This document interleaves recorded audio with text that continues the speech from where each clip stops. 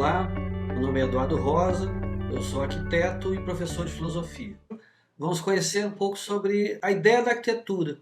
O que seria ela, quais os seus conceitos, qual a sua possível origem, qual o seu processo de evolução e entender o que nos toca da arquitetura, como observar e vivenciar ela de uma maneira mais direta e profunda. Vamos ver um conceito geral aqui de arquitetura. Existem várias maneiras, né, de conceituar, de compreender essa dimensão arquitetônica, essa expressão humana, né? Esse é um conceito que eu tirei de um dicionário online, que achei simples, mas bem interessante, que é a arte ou técnica de organizar espaços e criar ambientes para abrigar os diversos tipos de atividades humanas, visando também a determinada intenção plástica.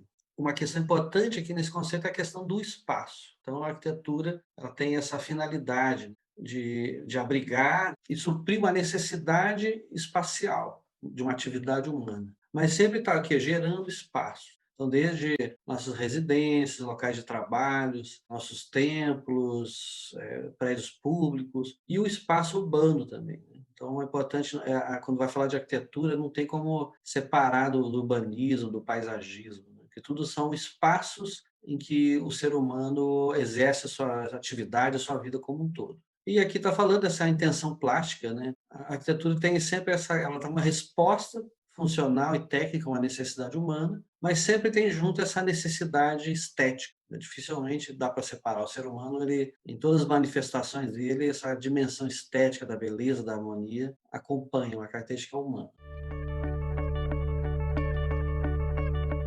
Bom, se a gente for pensar, né, de onde surgiu a arquitetura, como surgiu, né, na nossa evolução humana, o primeiro espaço nosso era a própria natureza, como a gente vê com os animais, né? Buscava usar os espaços de acordo com as suas necessidades aí, né? De alimentação, de caça, de coleta, né? E também de proteção. E aí, à medida que o ser humano foi desenvolvendo mais inteligência, mais habilidades, ele foi podendo manipular essa natureza, ordenar essa natureza segundo as suas necessidades mais específicas. Aqui a gente vê a caverna, seria um dos arquétipos, né, do abrigo humano, né? O primeiro abrigo humano. Essa proteção ajuda a gerar mais capacidade de lidar com o frio, com ventos, com ataques de animais, né?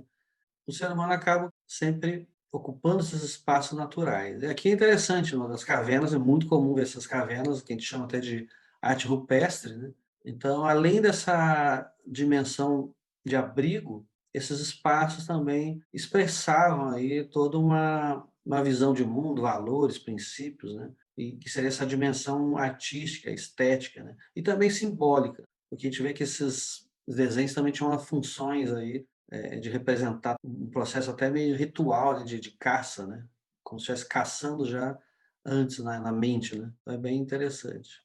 Bom, e à medida que o ser humano dominava mais esses processos da natureza, aqui são imagens, né? Assim, só para título de imaginação, né? Então vai começar a criar os seus próprios espaços, sua própria proteção, desde um abrigo simples, por gravetos e folhas, né? Já protege da chuva, né? Um pouco do frio também, dos ventos, né? E aqui já é uma outra estrutura de madeira, com cobertura, mas é mais ou menos o processo natural do ser humano começar a criar essas soluções, né? Isso que é interessante. O ser humano, à medida que vai evoluindo, ele começa a ser também um criador, ele vai criando uma natureza humana. Inclusive, é uma das maneiras de entender a arquitetura também como essa arquitetura e urbanismo, como essa natureza criada pelo ser humano, esses espaços criados pelo ser humano. Claro que sempre vai estar inserido uma natureza, vai depender dos seus materiais, das suas condições, né, do seu clima, né? Mas é uma natureza, entre aspas, uma natureza humana, adaptada às nossas necessidades. Aqui já vê uma outra construção de pedra, né, materiais mais resistentes. Também está muito ligado ao processo humano, né, que a gente, à medida que vai desenvolvendo também a agricultura,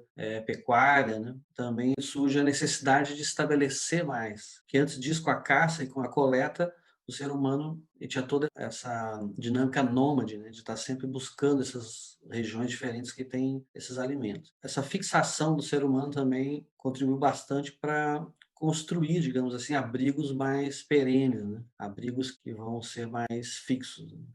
Bom, aqui já tem um prédio do século XIX, aí o ser humano vai requintando esse seu processo, mas sempre a mesma ideia de criar espaços adequados às finalidades. Então, pode ser uma biblioteca, um teatro, né, uma estação de trem. Mas é interessante entender essa ideia do espaço. Ver que o objeto arquitetônico, que tem um prédio, né? Ele vai ser feito aqui de colunas, pilares, as paredes, as vedações, né? Teto, dos pisos. Né? Então, todos esses elementos arquitetônicos, eles têm a função de gerar um espaço em que a gente vai estar vivendo ele, vai estar penetrando ele. E esses espaços são tanto internos, né, dessa dimensão da arquitetura, e também espaços externos. Sempre a arquitetura vai ter o seu contexto urbano, que também é um espaço planejado. Né? Aqui a gente tem outra imagem, que é de Roma, né? Então, vê que tem os seus prédios, mas também tem as ruas, as praças, né? Ambientes em vários planos diferentes. Né? E é claro que tem o espaço interno se comunicando com o espaço externo. Aqui outra imagem, vê que é um prédio, não, acho que provavelmente um mercado, isso aqui é em Veneza. Né? Então, vê que as ruas, né, os caminhos, eles acabam entrando nesse espaço delimitado pela edificação. Então, existe sempre um diálogo aí, né, desses espaços, tanto internos, fechados, como abertos. Né? Então, a arquitetura e o urbanismo estão sempre juntos. A gente só pode entender uma edificação entendendo o seu contexto também paisagístico, urbano. Né? Então, isso é bem interessante. Uma questão importante para entender a arquitetura como um objeto artístico, né? Ele vai ter uma diferenciação importante. Aqui, por exemplo, as artes visuais, a pintura ela é expressa, né, em duas dimensões, um plano. Então, aqui está uma paisagem, né? Então, é claro que nessas duas dimensões do plano, vai ter uma perspectiva, vai estar mostrando a paisagem como tentando buscar uma terceira dimensão, mas o espaço da pintura é bidimensional. A gente não tem como dar a volta num quadro, né? Isso não vai acrescentar volume. A pintura, essa arte expressa em duas dimensões, né? E gerando esse efeito, aqui já é um efeito tridimensional, mas é um efeito de perspectiva imitando a realidade, né? Mas ela está em dois planos. Aí temos também a escultura, né? Que é lá no Museu do Brenan, né? Então a escultura já vai o quê? Ter três dimensões, tem um volume. Então, para entender uma escultura, é preciso percorrer ela de todos os lados. Essa escultura tem o mesmo corpo, digamos assim, mas cada lado ele expressa uma imagem diferente. Aqui é uma dama, né, mais recatada, né? E do outro lado, um homem aí diferente. Então, isso aqui é só para entender, né, que na escultura já tem esse três dimensões do volume, então tem que ser percorrido. E é interessante que essa dimensão do tempo vai ser essencial, né? Porque eu, para observar uma escultura, eu vou ter uma visão que ela vai ter que percorrer um espaço ao longo de um tempo. Bom, e a arquitetura, mas vai ter o que? Um espaço interno. Essa é a grande diferença. Aqui, na Acrópole de Atenas, as cariátides, né? Vai ter um volume, que também a escultura também tem. A arquitetura também ela vai ter essa característica de também, dentro da própria arquitetura, vai ter as esculturas, as outras artes, né? Relevos, né? Alto relevo, baixo relevo, também pinturas. Né? Aqui, uma fachada, aqui no Museu de Belas Artes de Santiago, no Chile. Aqui, também murais, né? É comum a arquitetura ter essa empena cega, que chama uma parede sem esquadrias, sem aberturas, que é muito comum usarem o volume arquitetônico como uma base para expressões de outras artes, como a pintura. Um exemplo do Teatro Municipal do Rio de Janeiro.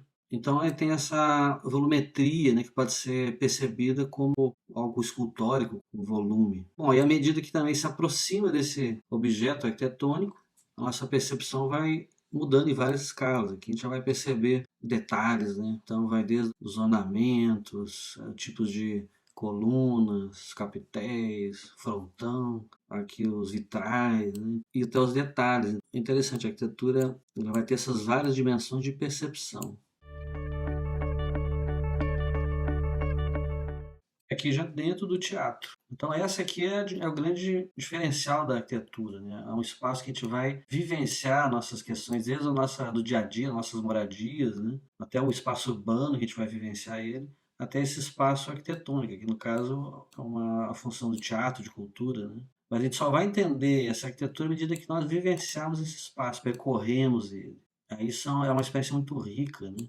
Cada espaço, conforme a sua dimensão, o pé direito, a altura, as cores, a iluminação, tudo vai influenciar a ventilação, o clima, né? Temperatura, umidade. Se a gente for pensar, das artes, é uma das artes que a gente mais participa dela. Todo dia a gente está dentro de um espaço arquitetônico. Pode ser uma boa arquitetura, uma má arquitetura, né? Mas vivemos no nosso quarto, na nossa casa, sala, os ambientes, praças, ruas, avenidas.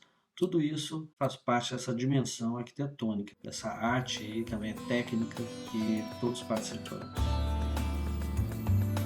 Obrigado por ter ficado até o final. Te convido a se inscrever em nosso canal e lembre de clicar o sininho para receber notificações de novos vídeos.